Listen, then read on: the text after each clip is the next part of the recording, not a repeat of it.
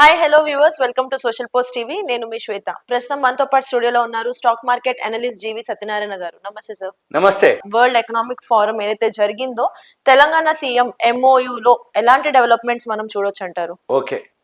ఎప్పుడైతే ఈ world economic ఫోరాలు జరుగుతాయో ఈ సంవత్సరం దావోస్లో జరిగింది. అందరు ముఖ్యమంత్రులు పోవటం, అటెండ్ అవ్వటం, ఎవరు వాళ్ళ యొక్క బ్రాండ్ అనుకోండి, వాళ్ళ యొక్క కమ్యూనికేషన్ అనుకోండి, వాళ్ళ యొక్క స్కిల్నెస్ అనుకోండి తోటి ఏ కంపెనీలతోటి టాలెంట్ డిస్కషన్లు ఎంఓఏలు కుదుర్చుకోవటం. ఇప్పుడు మీరు అన్నట్లుగా మనం తెలంగాణ స్టేట్ వాళ్ళు ఎన్ని తెచ్చిర్రు, ఎన్ని డిస్కషన్ చేసిర్రు, ఇంకో వీడియోలో ఆంధ్రప్రదేశ్ చేద్దాం. ఇప్పుడు మన వాళ్ళు ఏదైతే దావోస్లో తెలంగాణ రాష్ట్ర ముఖ్యమంత్రి రేవంత్ రెడ్డి గారు వాళ్ళు 1.78 లక్షల కోట్లు ఎంఓయూలు కుదుర్చుకున్నామని వాళ్ళు అనౌన్స్ చేయడం జరిగింది. ఈ 1.78 లక్షల కోట్లకి ఏంటిదంటే మన రాష్ట్రానికి అంటే ఇప్పుడు భారీ పెట్టుబడులని వాళ్ళు అనౌన్స్ చేయడం జరిగింది. అయితే వీళ్ళు ఏదైతే కంపెనీలు ఉన్నాయో చివరి రోజు డిస్కషన్లో వాళ్ళు కుదుర్చుకోవడం జరిగింది. మొత్తం అంటే దీంతో మనకి 49,500 మందికి ఎంప్లాయ్మెంట్ ఉంటుందని, అయితే డేటా సెంటర్ కోసం బ్లాక్ స్టోను, టిల్మాన్ గ్లోబల్స్, ఉర్సా ఇవన్నీ కూడా వాళ్ళు డేటా సెంటర్ కోసం రావటం. 3 కంపెనీల పెట్టుబడులే ఏదైతే 24,500 కోట్ల రూపాయలు ఎంఓయూ కుదుర్చుకోవడం జరిగింది. మళ్ళీ ఎక్స్పాన్షన్కి విప్రో వాళ్ళు, ఇన్ఫోసిస్ వాళ్ళు ఎక్స్పాన్షన్ చేస్తా అనటం. పోచారం ఇవి ఇన్ఫోసిస్ అయితే 22,000 ఉద్యోగాలు, విప్రో వాళ్ళు ఇన్ఫోసిస్ వాళ్ళు కొత్త ఇస్తామని అనటం. తర్వాత మళ్ళీ సంగారెడ్డిలో సుహానా ప్రపంచ స్థాయి ఒక ఎక్సలెన్స్ సెంటర్ని ఓపెన్ చేద్దామని, తర్వాత ఎక్లాట్ హెల్త్ సొల్యూషన్స్ ఒకటి ఎక్స్పాన్షన్ చేద్దామని, 4 రోజుల్లో ఒక 20 సంస్థలతోటి మన స్టేట్ గవర్నమెంట్ సర్కార్ ఏదైతే ఉందో వాళ్ళు ఒప్పందాలు కుదుర్చుకోవడం జరిగింది. వాళ్ళు పోయిన సంవత్సరంతో పోలిస్తే ఈ సంవత్సరం 4 రెట్లు అధికంగా ఒప్పందాలు జరిగింది అని చెప్పడం జరిగింది. అంటే పెట్టుబడులు కూడా 4 రెట్లు అధికంగా రావటం అనేది చెప్పడం జరిగింది. అయితే దీనివల్ల ఏమవుతుందంటే ఆర్థికాభివృద్ధి, ఉద్యోగాలు అంటే బాగా డెవలప్ అవుతాం అనేది వాళ్ళు సంతృప్తి చెందడం జరిగింది. అయితే దీంతో మన తెలంగాణ ఏదైతే ఉందో ఒక బ్రాండ్ తెలంగాణగా సాధించిన అద్భుత విజయం 1 ఇయర్లో ఏదైతే ఉందో వీళ్ళు పెట్టుబడులు, విదేశీ పెట్టుబడులు, కంపెనీలు, ఉద్యోగాలు ఇవన్నీ అని చెప్పేసి వాళ్ళు అనటం జరిగింది. అయితే ఇవన్నీ ఒప్పందాల మీద ప్రత్యేక దృష్టి మన ముఖ్యమంత్రి రేవంత్ రెడ్డి గారు కేంద్రీకరించడం జరిగింది. అయితే మళ్ళీ దాంతోపాటు ఆయన మంత్రి శ్రీధర్ బాబు అధికారులకు కూడా అభినందనలు చెప్పటం. అయితే ఇప్పుడు దావోస్ పర్యటన ముగించిండ్రు. అయితే ముగించిన తర్వాత ఇప్పుడు మళ్ళీ ఇంకా అమెజాన్ వాళ్ళు మన తెలంగాణలో 60,000 కోట్ల రూపాయలు పెట్టుబడి పెట్టే ఆలోచన.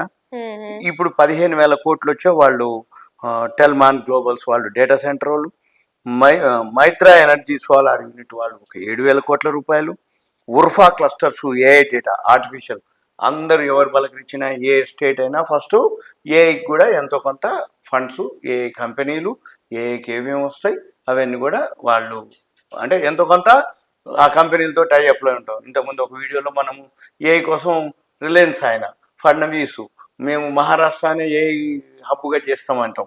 ఇప్పుడు మన తెలంగాణ రేవంత్ రెడ్డి గారు కూడా అనటం ఏమని ఉర్ఫా ఏదైతే ఉందో దానికి 5,000 కోట్లు అనమాట. ఏది ఏఐ డేటా సెంటర్ కోసం. తర్వాత బ్లాక్ స్టోన్ డేటా సెంటర్ అది 4,500 కోట్లు. ఇలా ఏదైతే ఉన్నాయో మొత్తం 1.78 లక్షల కోట్లకి తెలంగాణ రాష్ట్రం ఒప్పందాలు చేసుకోవటం జరిగింది. ఇప్పుడు ఇవన్నీ జరగటం వల్ల ఏమవుతుందంటే ఎంప్లాయ్మెంట్ ఉంటుంది, ఫారిన్ డైరెక్ట్ నుంచి ఫండ్స్ వస్తాయి, ఆ స్టేటు ఎంతైతే అంటే ఎక్స్పోర్ట్స్ అనుకోండి ఆర్థికంగా ఒక విధమైన అభివృద్ధిని సాధించడం జరుగుతుంది. ఎప్పుడైనా కానీ ఏదైనా కానీ ఫండ్స్ తోటే ఉంటుంది.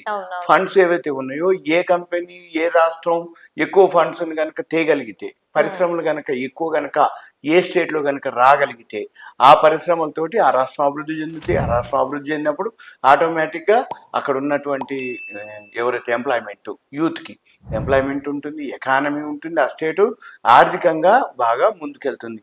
అయితే ఎవరికి వాళ్ళు ఇప్పుడు ఎలా జరుగుద్ది అంటే ఇదంతా కూడా ఎప్పుడైతే ఎలక్షన్స్ జరుగుతాయో గవర్నమెంట్ మారుద్ది. ఎప్పుడైతే గవర్నమెంట్ ఇప్పుడు సపోజ్ తెలంగాణ ఉంది మనకి మారిపోయింది గవర్నమెంట్, ఆంధ్రప్రదేశ్ గవర్నమెంట్ మారిపోయింది. ఇట్లా ఏ అయితే రాష్ట్రాల్లో గవర్నమెంట్లు మారిపోతాయో కొత్త గవర్నమెంట్ ఫామ్ అయింది. వాళ్ళు ఏం చేస్తారు ఇక మేమే ముందు అంటే మన రాష్ట్రమే ముందు ఉండాలి, మన రాష్ట్రానికి బాగా పెట్టుబడి రావాలి, మన రాష్ట్రానికి బాగా ఫెసిలిటీస్ ఉండాలి, మన రాష్ట్రంలో ఉన్నటువంటి యూత్కి ఎంప్లాయ్మెంట్ బాగుండాలి, పరిశ్రమలు రావాలి అని చెప్పేసి ఎవరికి వాళ్ళు పోటీగా ఉంటుంది. ఇప్పుడు జనరల్గా ఇట్లాంటివన్నీ కూడా ఇప్పుడు దావోస్లో జరగడం జరిగింది. ఒక్కొక్క రాష్ట్రాల ముఖ్యమంత్రులు ఏవైతే ఉండో వాళ్ళు కంపెనీలతోటి ఎంఓఏలు కుదుర్చుకోవటం, ఫండ్స్ రావటం జరిగింది. ఇప్పుడు మనం ఇంకొక వీడియోలో ఇంకో స్టేట్ గురించి మనము చూద్దాం. ఆ స్టేట్ వాళ్ళకి అది బెనిఫిట్ అనమాట. ఎందుకంటే ఏ స్టేట్కి కంపెనీలు వచ్చినాయి అనుకో ఆటోమేటిక్గా ఆ స్టేట్కి ఉంటుంది. ఇవన్నీతో పాటుగా ఏ కంపెనీలు ఉన్నాయో ఆ కంపెనీలు ఆటోమేటిక్గా కూడా గ్రోత్ వస్తాయి. అది ఓవరాల్గా షేర్ మార్కెట్కి ప్లస్ పాయింట్. అంతే తప్ప ఈ స్టేట్కి బెనిఫిట్ అయినంత మాత్రం షేర్ మార్కెట్ అనేది కాదు. షేర్ మార్కెట్కి ఏంటంటే ఓవరాల్గా ఉంటుంది. కరెక్ట్, ఓవరాల్గా అది బెనిఫిట్ అవుతుంది. కాబట్టి ఇది ఒక రాష్ట్రానికి అనేది పరిమితం కాదు. ఏ రాష్ట్రంలో ఎవరు ఎక్కువ పైసలు తెచ్చినా ఇండస్ట్రీస్ ఎప్పుడైతే డెవలప్ అవుతాయో ఆ కంపెనీలు డెవలప్ అవుతాయి. ఆ కంపెనీలతో పాటు ఆ షేర్లు కూడా డెవలప్ అవుతాయి. సింపుల్గా మన పని ఏంటిది అంటే ఏ కంపెనీలు ఏ షేర్లకి ఎంతెంత పెట్టుబడులు వచ్చినాయి, ఏ కంపెనీల్లో ఏ కంపెనీలు ఎక్కడెక్కడ ఇన్ఫ్రాస్ట్రక్చర్ చేసి ఇంకా చేస్తుంటారు. ఇప్పుడు ఆంధ్రప్రదేశ్ అనుకోండి, తెలంగాణ అనుకోండి, ఏ స్టేట్ మహారాష్ట్ర, రైట్, ఇంతే. ఇది సింపుల్గా. Okay sir, thank you so much. Thank you.